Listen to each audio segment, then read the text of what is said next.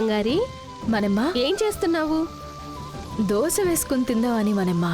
ఏ నాతో చెప్తే నేను పోసివనా? నువ్వు జరుగు, నువ్వు వెళ్ళి కూర్చోపో.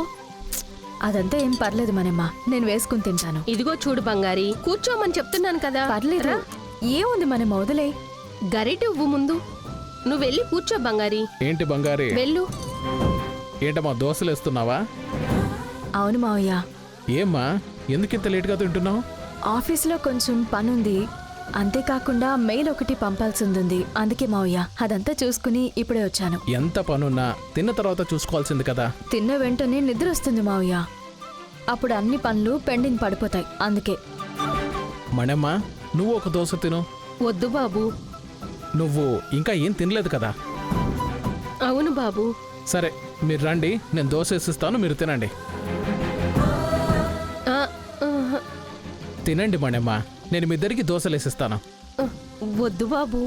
ఆ, ఆ, ఇలా రా.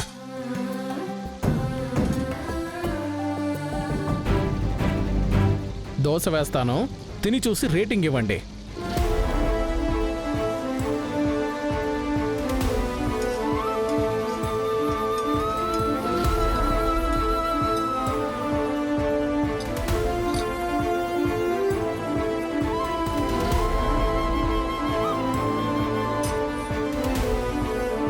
ఏంటి మీనా, చూసావా?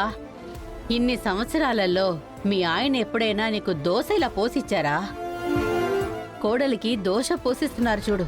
అంతేకాకుండా ఈ ఇంట్లో పనిచేసే వాళ్లకు కూడా దోశలు పోసిస్తున్నారు. అంటే దీనికి ఏంటి అర్థం? నువ్వు కాకుండా వాళ్లే తనకు ముఖ్యం. అంతేకాకుండా కోడలి మీద తను ప్రాణాలే పెట్టుకున్నారు.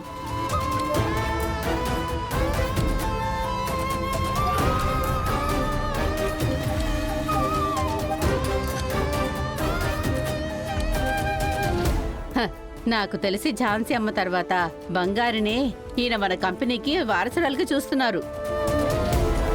మీ అన్నయ్య చెప్పింది గుర్తుంది కదా నీకు? ఈ కుటుంబంలో మొదటి వారసుడు మీ ఆయన. ఆయనే తన స్థానం కోడలికి వదిలేసినప్పుడు మనం ఇంకేం చేయగలం మీనా?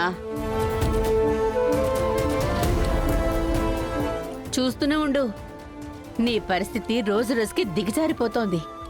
నాకు నిన్ను చూస్తుంటే చాలా బాధగా ఉంది.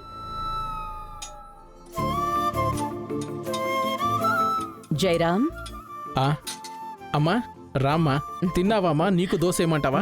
నేను బాగా తిన్నాను. ఏంటి నాన్న, వెళ్తున్న స్పీడ్ చూస్తుంటే నా ఇడ్లీ కొట్టుకి పోటీలాగా నువ్వు దోశల కొట్టు పెట్టేలా ఉన్నావే. జాన్సమ్మా, మావయ్య కానీ ఒక్క కొట్టు పెట్టారే అనుకోండి, మిమ్మల్ని ఓవర్టేక్ చేసేస్తారు. ఫస్ట్ క్లాస్ గా దోశలు వేస్తున్నారమ్మా.